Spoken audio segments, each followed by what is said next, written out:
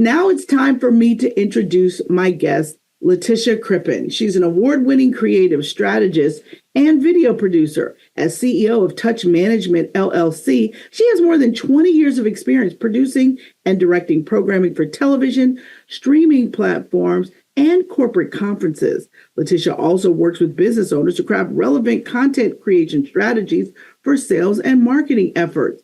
She's committed to developing the next generation of storytellers and media leaders. She leads a digital ministry volunteers. She also teaches at Community Access Media, and she is a mentor to marketing and film students. For more information, you can go to touchmgmt.com. All right. Letitia, welcome to the Smallbizchat podcast. Thank you so much for having me, Melinda. It's a pleasure to be here. All right. So give me your backstory. How did you get on this journey to becoming an amazing producer and director?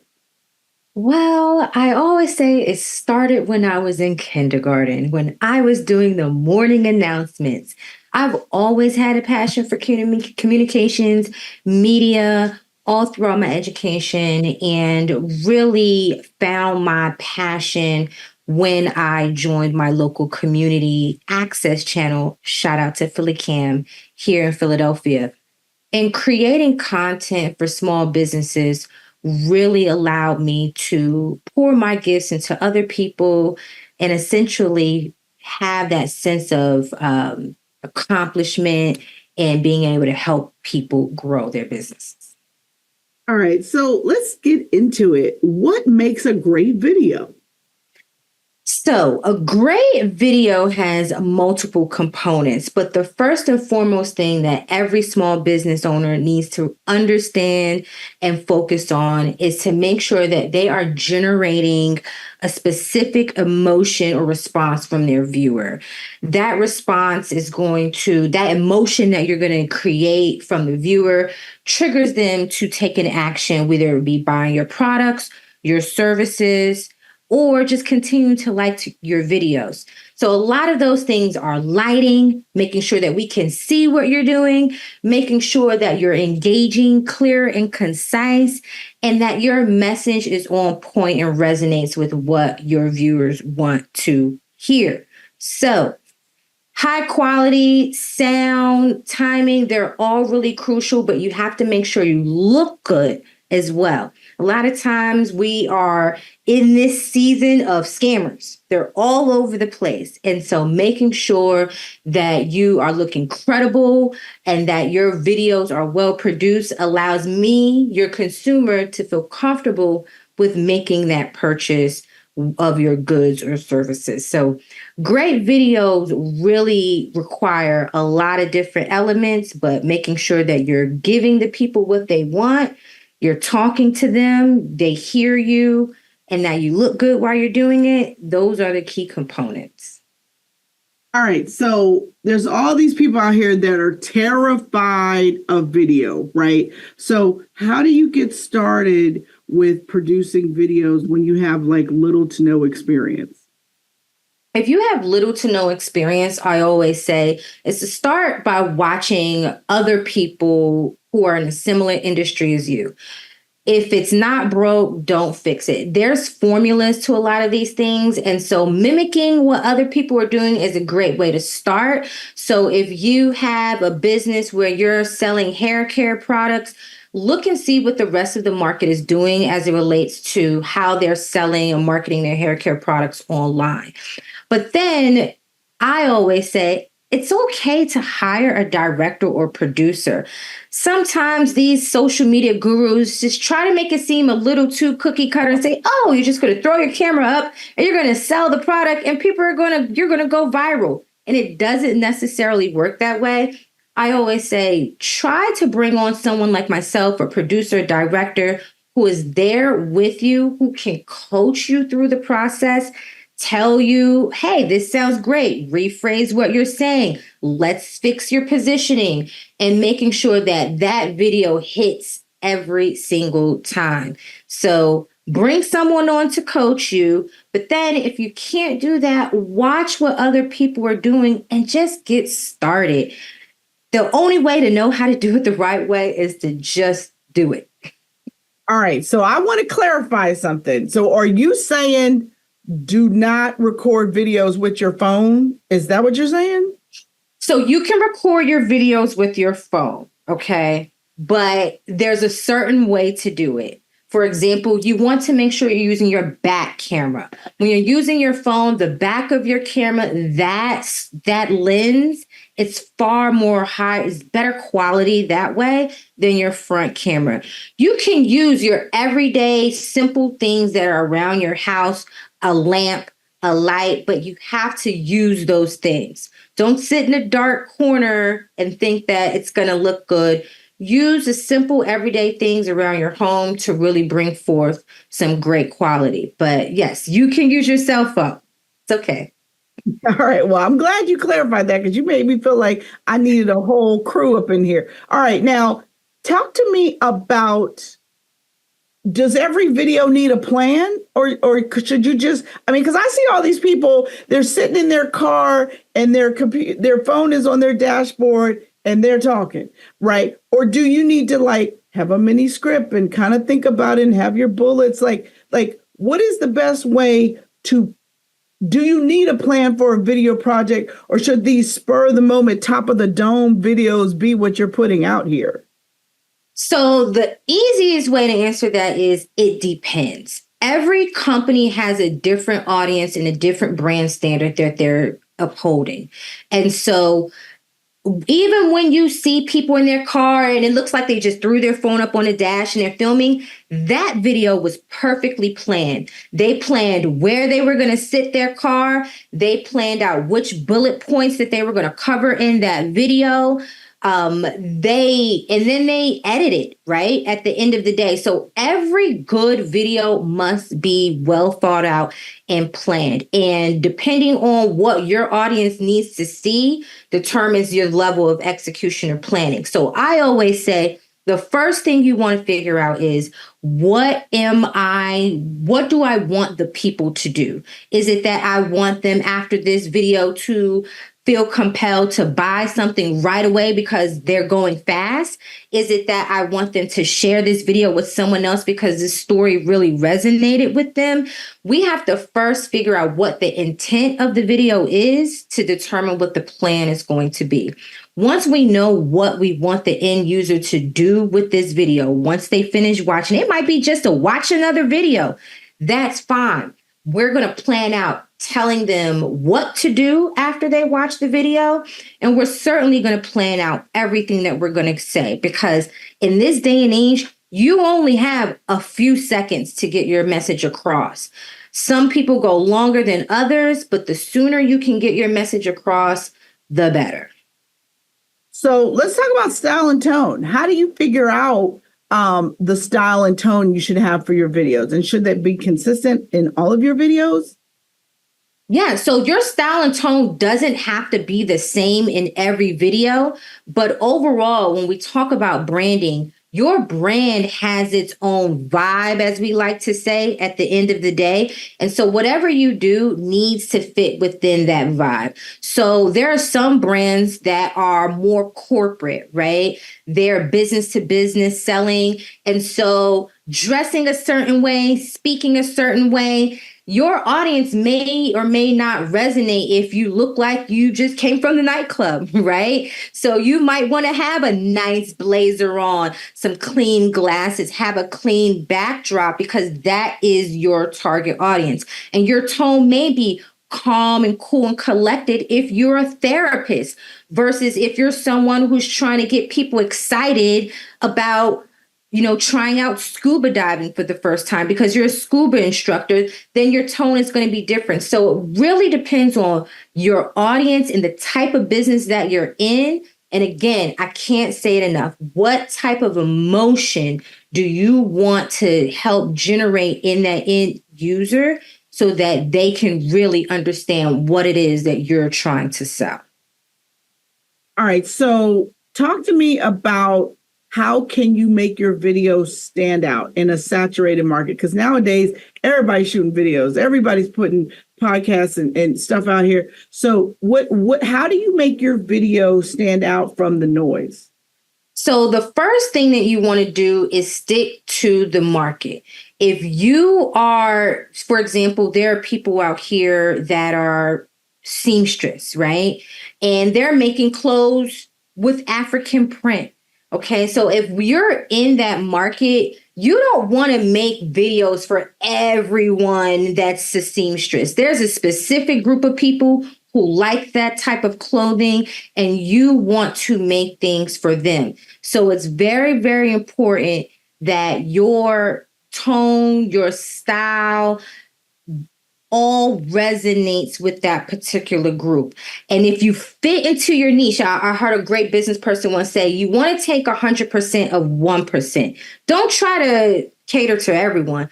Focus on that very small niche group, and then you can count out all the noise. And it's not a saturated market anymore, right? It's smaller, it's more focused and concerted, and be engaged in that market. A lot of business owners, they want to make videos for this particular group to buy their products and services, but then the business owner themselves aren't immersed in those groups. So join those different communities, join those different Facebook groups, get into the conversation in the comments, because the more that you're a part of that community, the more they are going to engage with your brand as well online. I love it. I love it.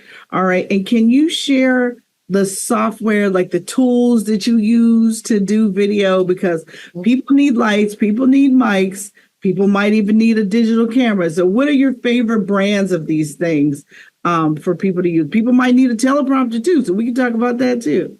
Absolutely. You can get really in the weeds with video production, but for small business owners that are really just trying to get their feet wet, maybe don't have a large team, I always say you can use your cell phone. If you don't feel comfortable using your cell phone and you want to use a camera, Canon is a fantastic brand that is really what we call prosumer, where you can really pick it up, plug and go, and it has some great settings that's going to make you look good right away.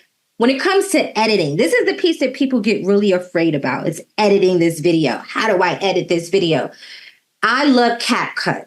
CapCut is great because it's one thing to make a video, but in today's day and age, people are consuming media in quiet spaces. And so if you don't have captions, closed captions on the screen where people can read what you're saying, it's almost a miss with your video. So CapCut has a fantastic AI tool that is extremely smart, makes very good, captivating captions on the screen. And that is like my favorite tool. It is very close to some professional video editing tools that I use, like Final Cut Pro, After Effects. So CapCut, I say every small business owner should have a professional CapCut account, putting captions on their videos at the very least. All right. What about the mics you use? Mics, Rode, Rode is what I like to use. Very crisp, professional sounds. And for some of my clients, like as you mentioned with teleprompter, some people can't just go on the fly and talk. You have to read a script, perhaps. There are so many free teleprompter apps that you can download from the App Store for Apple products and just get a simple iPad up and read your teleprompter that way. There are so many free tools out here that you can use. I really encourage people to take advantage of them. A simple ring light can do the trick as well. Again, you don't want to overcomplicate things, but those tools are my tried and true. Rode, CapCut, Canon camera. You can't lose. Can't lose. I love it. And when we come right back, we're going to talk more about how to look great on video. You're watching the Smallbizchat podcast, and we will be right back. Hi, I'm Melinda Emerson, the Small Biz Lady, and I want to welcome you to smallbizladyacademy.com, your go-to resource for women entrepreneurs.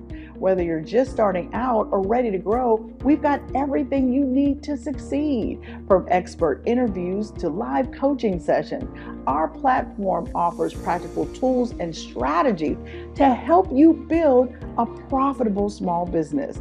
Join our vibrant community of like-minded entrepreneurs today and take your business to new heights. Visit smallbizladyacademy.com and start your journey. Welcome back to the Small Biz Chat podcast. I'm Melinda Emerson, your host, and I'm here with Letitia Crippen from Touch Management, and we're talking about how to look great on video. All right, Letitia, everybody's using Chat GPT for some of everything. So can you use Chat GPT for your videos too? Absolutely. I love Chat GPT, but I just want anyone who's listening to this to remember Chat GPT is only as good as you make it. So when we talk about prompting your Chat GPT, it is very important that you are very clear and concise and as descriptive as possible as to what you want, so that it can give you the proper response. So I love using Chat GPT to script out my videos or even plan out what a video edit could look like. So if you tell ChatGPT, hey, I want to do a video that is going to make people want to buy my ebook on basket weaving, and I want it to be exciting and engaging, then you tell it that. And then you ask, it can tell you what videos or pictures or B-roll to use. You can ask it to give you a script. Tell it your tone. I want it in the tone of a Black woman's voice, right? It'll tweak it in different ways to resonate with your audience. And ChatGPT just takes out a lot of guesswork, helps you get to your end result quicker. But its recommendations are really, really impressive. Now, I know that short form content has become the soup du jour, right? Everybody's doing these 20, 30, 45-second top videos. But can you talk about the long form game versus the short form game when it comes to video production? Absolutely. So short form is really your everyday consumption. It is some quick moments to just remind people that you're there. Really, that's what short form does. Long form is more for those who are looking to inform people, educate folks. So you see a lot of long form primarily on YouTube, where people are using that as a form of television. They are sitting in front of the screen and they expect to be there for 10 minutes or more. Short form on YouTube is a growing industry, but they're really just trying to compete with the TikToks and of the world. And it's okay for that. But that's a lot of young users, children are really following YouTube shorts a lot. But long form is really if you're in the space of educating and informing people, really consider doing long form. And long form these days is from 3 minutes to 11 minutes is a nice sweet spot for YouTube. Both, I think, are effective tools depending on the audience that you're reaching and the type of business that you have.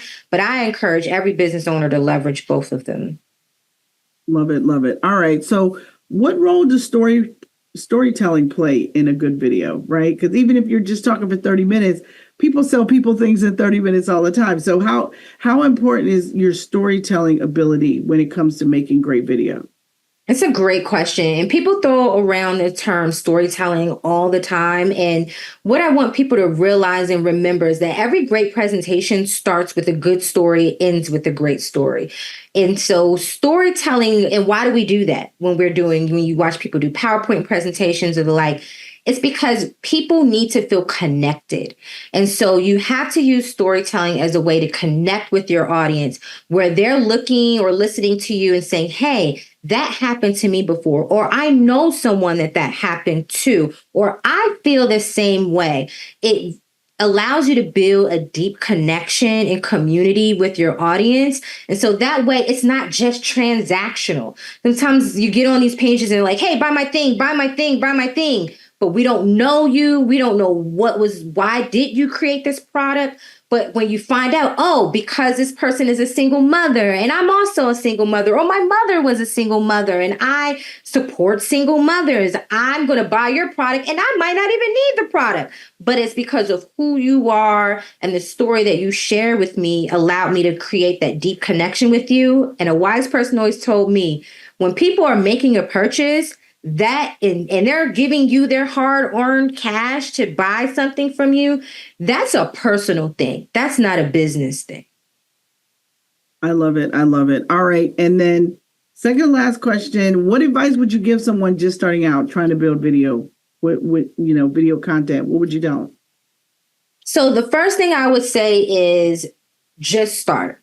Don't overthink it. It's important to test the waters and see what your people want from you so that you can start to tweak. If you look at any successful business page and you go to the beginning of their social media, it does not look like the content that they're making now. But what they did was learn, and they were able to pivot and change and grow and essentially give the people what they want. And social media has changed a lot in that aesthetics was the thing, right? Pretty, everything had to be pretty, everything had to look white and cream and all these things. But now it's all about authenticity. People want to see the real you. People want to know the real you. And the more that you are authentic to who you are and your brand, the more success you're going to have. And a lot of us as business owners, we're too busy doing the business. So if you're too busy to make a video about the business, show them you working in the business. That allows them to see, oh, this person's a hustler. They're dedicated to great quality, customer service. And so you don't have to overthink it. Just show them you working in the business. And a lot of times that's some of the best content. I love it. Last question. What is the best business advice you've ever received?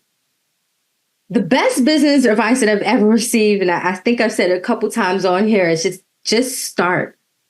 A lot of times we do not succeed in business because we're overthinking things. We're trying to perfect everything and we're not just getting it going. So whatever it is that I am thinking about doing, I start and I perfect it along the way. And that is critical to learning how to pivot your business and shift when the economy requires you to, is to be able to take those risks and just jump all the way in. You'll figure it out from there. All right. Thank you so much, Letitia Crippen, CEO of Touch Management. When we come back, we're going to be talking about how to sharpen up your branding. You're watching the Smallbizchat podcast, and we will be right back.